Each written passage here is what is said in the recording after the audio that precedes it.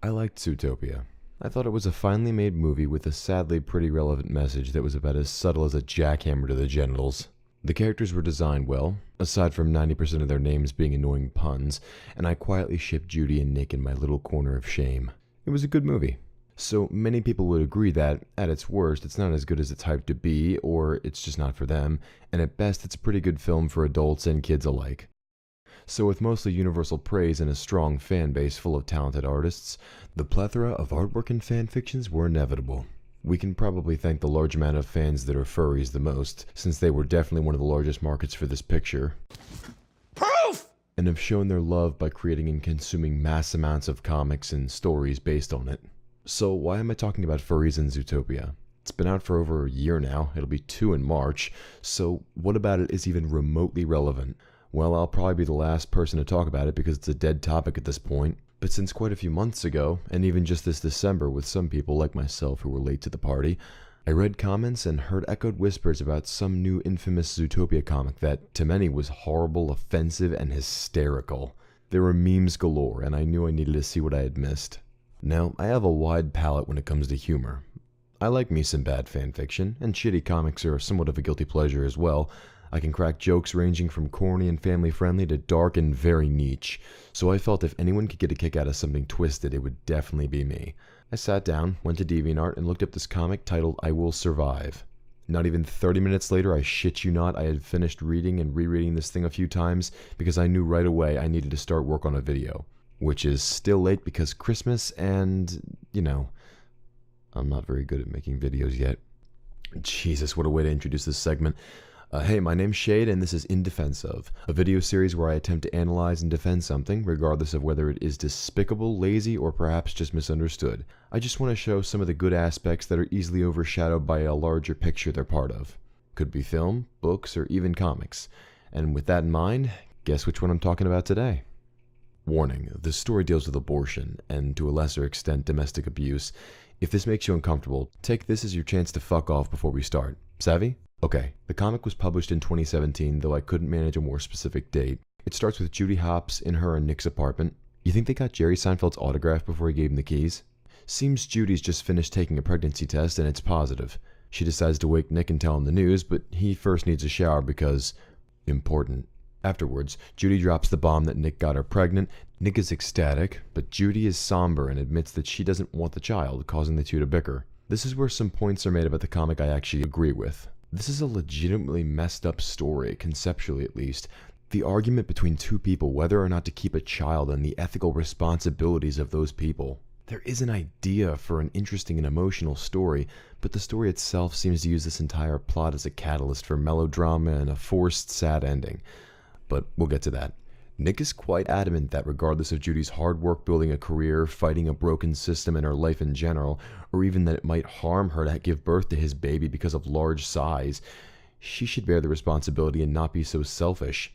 In his rage, he's a bit belligerent and refers to Judy's career as her selfish reason for wanting to not have the child. This angers Judy, of course, and she strikes Nick, sending him to the floor, where she immediately rushes to his side and tries to apologize. Fed up and fueled by Judy striking him, Nick packs his things in silence while Judy protests.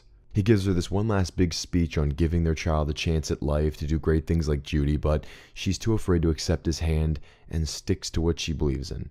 Nick then leaves, but not before admitting he wishes that she had kept him in the dark about her. Oh, Jesus. Premeditated sin. He then leaves and Judy hits the floor, breaking down crying as her life falls apart. Okay, so let's address the obvious problems that I agree with. This comic, in both its writing and characterization, feels like some kind of heavy-handed PSA. The author is from Brazil and speaks Portuguese, I assume primarily, so the writing has this stiff and somewhat unnatural feeling, like instead of saying, Judy is making me angry, it'll say something like, Judy is making me become so angry. It's what I call the verbal uncanny valley, where writing becomes robotic and stiff despite being technically correct. Speaking of which, let's discuss the artwork. Good doggy in heaven. Okay, this artist is very talented. Very, very talented. I've seen other works of theirs. They're pretty good. But this specific comic has quite a few panels of uncanny artwork. You know the memes, I won't waste your time with the details. I will say this though, the funny faces you'll find distract from the major message and emotional tension a lot. But here's where I do my thing. I'll defend this comic of most of the critiques, other than those I've already agreed with, are undeniable.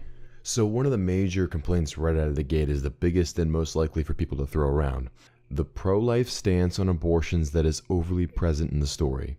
The comic seems to lean towards Nick being the correct one and wanting to have the child, and berating Judy for her selfishness. However, the author has stated that he didn't intend to push any sort of agenda, and the entire comic was just coming off wrong. There are numerous comments about this on his DeviantArt page from people and directly responding to people. Secondly, I think due to it being a short one-shot comic, the pregnancy and subsequent argument was just a catalyst for some quick forced drama to have a drawn-out end-of-relationship dialogue to work with, and that's it. This just feels like a comic that was meant to be small and blew way up due to a few meme lords stumbling upon it one night. Now some people, not many but a few, have pointed out that Judy having one child doesn't make sense, as most foxes have litters of 4 or more cubs, and rabbits can have up to about 18 at a time, and in a little over a month they're good to go for more. So there should be multiple kids, no? Well, Nick was a single child, which is uncommon for foxes, but understandably that's an isolated incident. However, a fox and a bunny mating is against all nature and reasoning, so I'm just going to call this a moot point solely on the fact that if there are multiple births, one surviving is their best bet. Sorry, too dark? Earlier I mentioned the funny faces distracted from the story's severity, but many will argue that this type of story has no place in a Zootopia fan comic.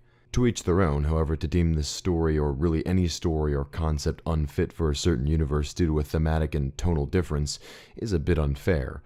I personally love when comics like these, fan-made comics based in typically child-friendly worlds, take darker spins and explore complex ideas and character motivations lacking from the original. In this case, I think the creator wasn't trying to necessarily write Nick Wilde or Judy Hopps from the Disney movie. He was crafting his own universe, but did so a bit poorly. This could be due mostly to the story being so short, and the author not having enough time to establish his unique universe, or simply not thinking about it at the time of writing, because honestly, methinks this person is not much of a writer to begin with. Here's hoping they'll improve though, anyone can. No, this is more of a case of botched execution, and when you're under scrutiny from furry-hating bigots and particular fans alike, it's hard to please anyone, especially with such a sensitive subject matter. Not to say everyone disliked it, many comments were supportive. Still though, the most you can say objectively is the execution was a bit sloppy, but like I said, that doesn't mean that the subject matter isn't fit for these characters. Naturally primal creatures in a city akin to New York, main characters who are cops. The skeleton of the story sounds like a gritty crime drama, so why can't something like this work? It can. It just needed better writing. Finally, let's address something a little more tricky to work with, the artwork. Because really, this is one point that's very hard to argue for, but not impossible. We'll let this segue into me wrapping things up. This artist has produced some very nice work over the years, and still does to this day if you visit their DeviantArt page, and does so even in spite of the hate this comic has garnered. Hell, in his more lighthearted comics, his style works especially well. The lines are smooth and everything, even when it's gone batshit wonky, looks good. Hell, it's better than a lot of other comics I've read that had great stories, even in a lot of Zootopia comics. Is it perfect? No, and feel free to disagree because art is subjective, but please at least respect the artist who's worked so hard and done so well, even if it didn't always work, or if it's paired to a story like this. So I guess I'll leave it at that. This was my first video, so I'm sure it's a big mess, but I hope to get a lot better. The audio will also get better, I promise. I've got acoustic foam coming, and I have a place to build a vocal booth, but I just moved, so... Echo! Thanks for watching. Now, if you'll excuse me, I gotta prepare for my next video. I have to review a movie that I've been putting off for a long time. Well, till next time, I have business to attend to. Just a quick note, the comics creator William Borba, am I saying that right, announced on December 23rd that despite previously stating he would not make a sequel to I Will Survive, which was a standalone comic, a combination of massive amounts of attention and many of the comic's fans' dissatisfaction with the ending, as well as inspiration from an unspecified film by director John Landis, he has begun working on a sequel called See You Next Wednesday. With this, he posted a panel from his storyboard which appears to show Judy and Nick in the rain amidst tombstones. As of right now, there is no release date or other concept art. Alright, I'll fuck off now.